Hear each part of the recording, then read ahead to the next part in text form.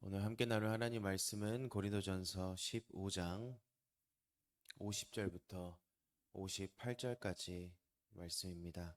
제가 가진 성경으로는 신약 성경 284쪽입니다.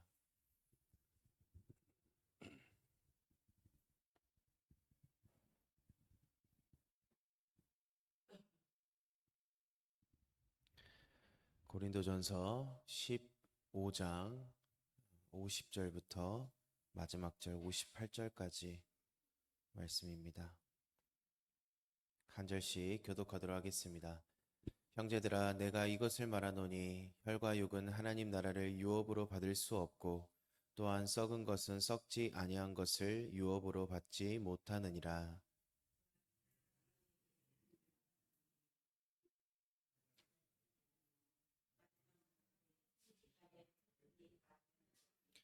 나팔 소리가 나매 죽은 자들이 썩지 아니할 것으로 다시 살고 우리도 변화하리라.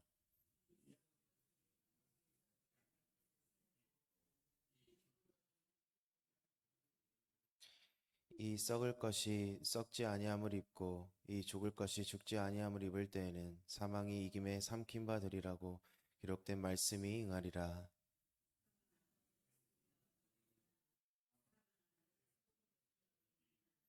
사망이 쏘는 것은 죄요 죄의 권능은 율법이라.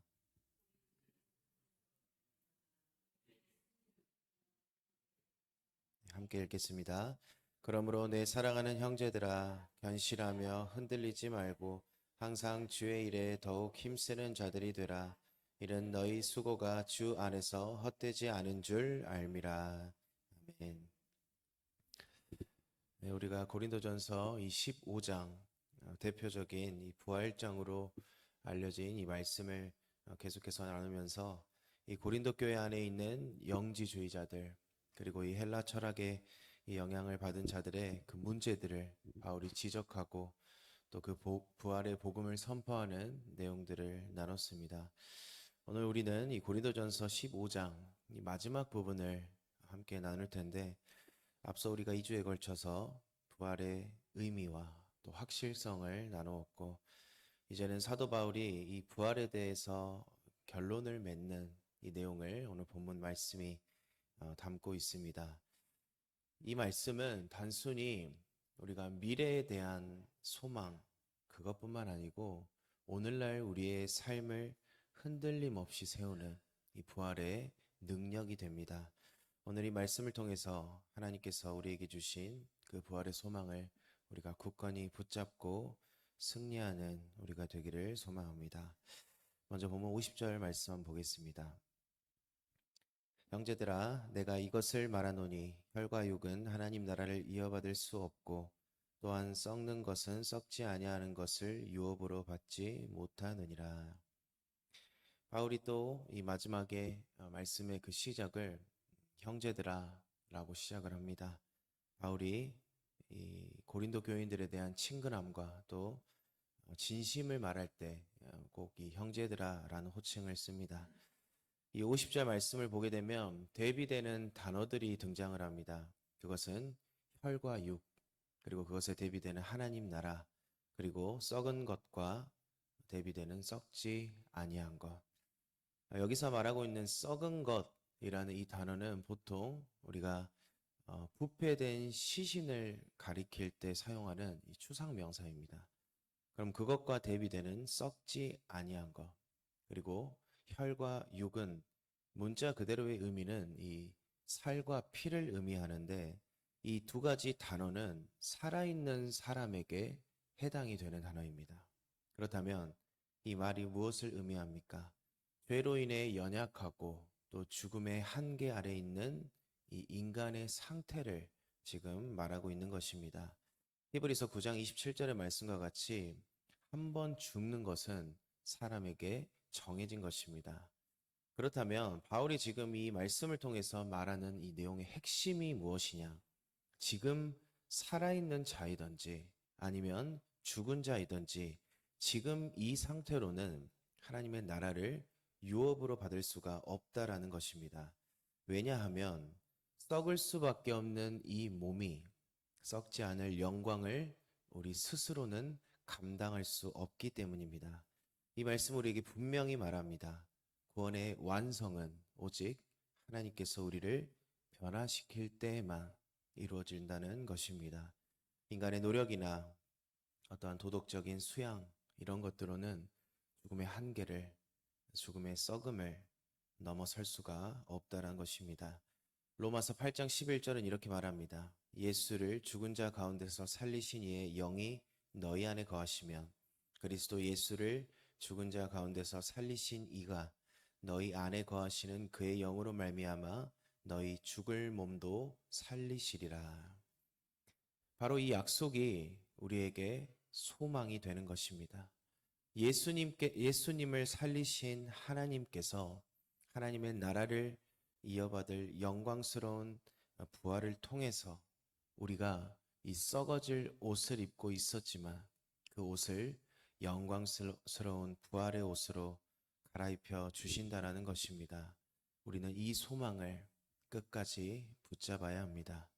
계속해서 바울은 이 소망을 구체적으로 어떻게 이루시는지를 보여주고 또 놀라운 비밀을 밝힙니다. 본문 51절 한번 보겠습니다.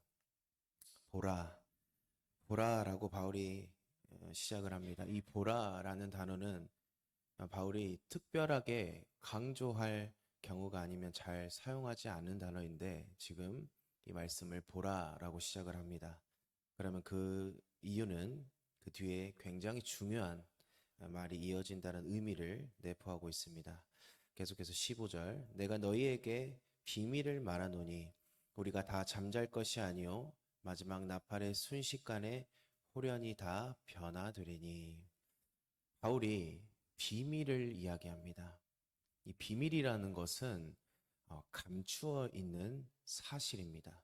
그러면 이 비밀은 마지막 때에 일어날 진리, 그리고 하나님의 구원의 계획이자 지금은 감추어져 있지만 오직 하나님의 주권 아래에 밝혀질 진리를 의미합니다. 그러면 그 밝혀질 진리, 그것이 무엇입니까? 우리가 성도들을 의미합니다. 다 잠잘 것이 아니고 마지막 날에 순식간에 호련히 다 변화가 된다.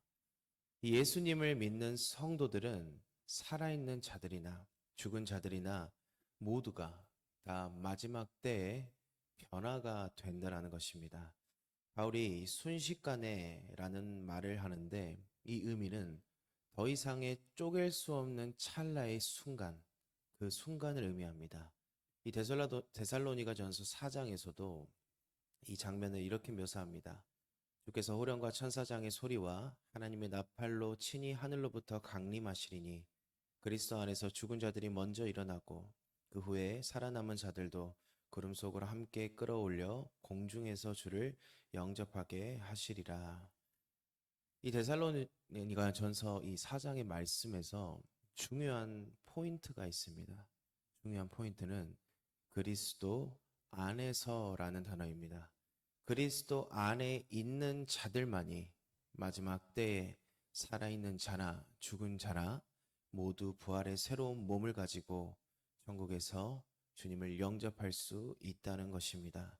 하나님께서는 이 땅의 시간의 그 흐름을 뛰어넘으셔서 단번에 우리의 몸을 새롭게 하십니다. 이 사건은 인간이 만들어낼 수 있는 것이 아닙니다. 오직 하나님의 주권과 능력으로만 가능하다라는 것입니다. 그러므로 우리는 죽음을 앞둔 자도 병으로 고통받는 자들도 주님 오실 때에 살아있는 성도는 모두 동일한 소망을 가집니다. 주님 오실 그날에 우리가 순식간에 영광스러운 몸으로 변화가 된다. 이 약속을 믿고 이 소망을 붙잡는 성도들은 우리의 삶의 모든 두려움을 이길 수 있는 힘이 되는 것입니다. 그리고 바울은 이어서 이 변화를 의미를 다시 한번 강조합니다. 본문 53절 보겠습니다. 이 썩을 것이 반드시 썩지 아니할 것을 입겠고 이 죽을 것이 죽지 아니함을 입으리로다. 여기서 반드시라는 이 단어가 이 옛날 개역 한글 성경에는 불가불이라고 단어를 사용합니다. 이 불가불, 반드시 이 말의 의미는 필연적으로 일어날 일을 의미하고 있습니다. 반드시 필연적으로 우리의 썩어질 육체가 반드시 썩지 아니함을 입게 되고 또 죽을 육체가 죽지 아니함을 입게 된다라는 것입니다. 여기서 입는다라는 표현을 바울이 사용을 하는데 우리가 입는다라는 이 표현은 옷을 입는 모습을 떠오르게 합니다. 고린도후서 5장에서도 바울은 우리가 벗겨지는 것이 아니고 영광스러운 옷으로 덧입혀진다라는 표현을 씁니다. 그러면 하나님께서는 우리의 몸을, 이 육체를 사실 남겨두지 않으시고 오히려 우리의 이 몸을 하나님의 부활의 영광으로 덧입히신다라는 것입니다. 이것이 이 복음의 놀라운 약속입니다. 우리의 영혼뿐만 아니고 몸까지, 육체까지 포함합니다. 이 말씀이 무엇을 의미하고 있냐면 그냥 죄로 물든 우리의 육체는 사실 이 하나님께서 버려두고 아니면은 벗겨낼 수가 있습니다. 하지만 그것을 하나님께서는 그렇게 하지 않으시고 이 죄로 물든 우리의 육체를 덧입혀 주신다라는 것. 그것은 하나님께서 우리의 몸까지 부활의 그 마지막 때 새롭게 하심으로써 창조하신 그 목적을 온전하게 이루신다라는 의미를 가지고 있습니다. 그렇게 우리는 장차 주님 다시 오실 그날에 영광스러운 부활의 그 몸을 새롭게 덧입게 되는 것입니다. 이제 바울은 이러한 변화를 통해서 이루어질 결정적인 승리를 선포를 합니다. 본문 54절 하반절부터 55절 말씀 보겠습니다. 사망이 이김에 삼킨 바 되리라고 기록된 말씀이 응하리라. 사망아 너의 이기는 것이 어디 있느냐? 사망아 너의 쏘는 것이 어디 있느냐? 바울이 승리의 노래를 부릅니다. 기록된 말씀이 응하리라 라는 것은 이 구약의 이사야 25장 8절과 또한 이 호세아 13장 14절 이 말씀을 지금 바울이 인용을 합니다. 마지막 날에 하나님께서 사망을 영원히 멸하시고 또 모든 고통과 눈물을 씻기실 것이라는 그 약속이 부활로 성취가 된 것입니다. 여기서 삼켜졌다라는 이 표현은 사망이 완전하게 집어 삼켜져서 더 이상 존재하지 않음을 의미합니다. 인간에게 있어서 가장 큰 두려움은 죽음의 두려움입니다. 그러나 우리는 육체적인 죽음 너머를 바라보는 성도들입니다. 그렇게 우리에게 사망은 더 이상 두려움의 권세가 아니고 이미 패배한 원수가 되는 것입니다. 그래서 바울은 마치 전쟁에서 승리한 장수가 패배한 적을 조롱하는 것 같이 선언합니다. 사망아, 네가 어디 있느냐? 사망은 결국엔 패배합니다. 우리 주님이 부활의 그 사망을 삼켜버리셨다는 것입니다. 우리가 계시록 21장 이 4절 말씀을 붙잡아야 합니다.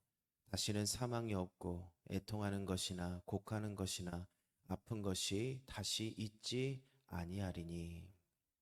이 약속이 이미 그리스도의 부활하심으로 인해서 보증된 사실입니다. 그렇게 우리는 성도는 죽음을 두려워하지 않을 수 있습니다. 왜입니까? 이미 보증이 되어 있기 때문에, 이미 약속이 되어 있기 때문에. 그렇다면 이 사망이 어떻게 힘을 잃게 되었는지 그 구조를 바울이 이어서 설명합니다. 본문 56절과 7절입니다. 사망이 쏘는 것은 죄요, 죄의 권능은 율법이라. 우리 주 예수 그리스도로 말미암아 우리에게 이김을 주시는 하나님께 감사하노니. 죄는 사망을 불러왔습니다. 죄의 삭슨 사망이라고 성경은 분명히 말합니다. 그리고 율법은 그 죄를 드러내고 인간을 정죄합니다. 그래서 이 사망, 죽음은 인간에게 가장 무서운 원수로 두려움으로 다가오게 되는 것입니다. 그러나 여기서 끝난 것이 아닙니다. 바울은 곧바로 하나님께 감사로 전환을 합니다. 우리 주 예수 그리스도로 말미암아, 우리 주 예수 그리스도로 말미암았다. 이것이 복음의 핵심입니다. 우리가 죄와 사망으로 붙잡혀 있을 때 예수 그리스도의 십자가와 부활로써 하나님께서 우리를 죄와 사망의 권세에서 건전해 주셨다는 것입니다. 그 결과로 죄의 권세도 이 율법의 정죄함도 사망의 공포도 더 이상 우리를 지배할 수 없게 되는 것입니다. 이제 우리는 그 모든 것을 이기시고 사망의 권세를 삼키신 그 하나님께 감사하며 살 수 있게 되는 것입니다. 이 감사라는 것은요, 단순한 감정이 아닙니다. 이것은 새로운 삶의 방향을 지시합니다. 그 하나님의 은혜를 아는 사람들은, 그 구원의 은혜에 감사하는 사람들은 나를 자랑하는 것이 아닙니다. 나는 낮아지고 오직 내 안에 예수님, 오직 하나님이 이루신 구원을 드러내고 자랑하는 것입니다. 마지막으로 바울이 이 부활의 소망을 가진 성도가 어떻게 살아가야 할지 구체적으로 권면하고 있습니다. 우리 58절 말씀 우리 함께 읽어보도록 하겠습니다. 그러므로 내 사랑하는 형제들아 견고하며 흔들리지 말며 항상 주의 일에 더욱 힘쓰는 자들이 되라. 이는 너희 수고가 주 안에서 헛되지 않은 줄 알미니라. 얼마나 감사합니까? 우리의 구원에 들어간 우리의 노력은 단 0.1%도 없습니다. 다 하나님의 주권으로, 하나님의 은혜로 우리는 구원을 받습니다. 그러면 우리가 할 것은 그 구원의 은혜에 대한 마땅한 반응뿐입니다.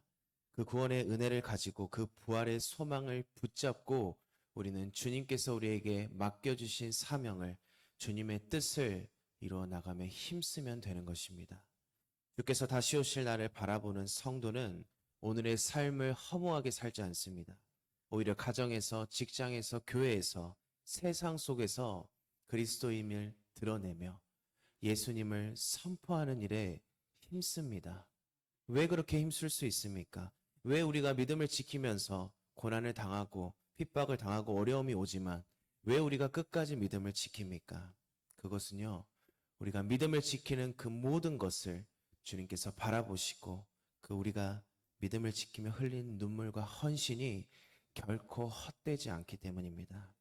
하나님은 기억하시고 영원한 영광으로 갚아주신다라는 것입니다. 오늘 말씀을 통해서 우리는 분명히 알게 됩니다. 우리는 장차 하나님께서 새롭게 하실 몸을 입게 될 것입니다. 죽음은 두려움의 대상이 아니라 이미 삼켜진 원수일 뿐입니다. 승리는 이미 주 예수 그리스도 안에서 우리에게 이미 주어졌습니다. 우리는 이미 승리한 삶을 살고 있습니다. 그러면 우리는 승리한 자들로 살아내야 합니다. 이 땅에서 예수 그리스도의 그 복음을 날마다 선포하고 이 땅에서 하나님의 나라를 세워나가야 합니다. 그러므로 우리는 더 이상 이 세상의 속삭임에 흔들리는 삶이 되는 것이 아니고 부활의 소망을 붙잡고 주의 일에 더욱더 힘쓰는 자로 살아가는 저와 성도님들이 되시기를 소망합니다. 기도하겠습니다. 거룩하신 하나님 아버지, 오늘도 말씀을 통해서 사망을 삼키신 승리의 주님을 알게 하시니 감사합니다. 주님의 부활이 우리의 소망이 되게 하시고 우리의 두려움을 이기는 능력이 되도록 주님 함께하여 주시옵소서. 썩을 몸 위에 영광을 덧입히실 그날을 바라보고 오늘도 흔들리지 않고 주의 일에 더욱 힘쓰는 우리가 되게 하여 주시옵소서. 우리의 수고가 주 안에서 결코 헛되지 않음을 믿고 감사드리며 예수님 이름으로 기도드리옵나이다.